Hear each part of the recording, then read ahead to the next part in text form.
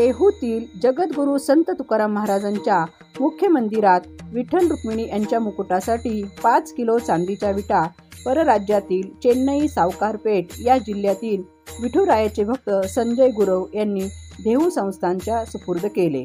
संत तुकोबांचे भक्तगण जगभरात असून पांडुरंगाची सेवा देण्यासाठी आपला हातभार लावतात. संजय गुरु तर असं सांगूशी वाटतं की माझ्या वडिलांची मेरासिका देवा, तुझी चरण सेवा पांडुरंगा, वंश परंपरा दासमे अंकित, तुका मोकली असत.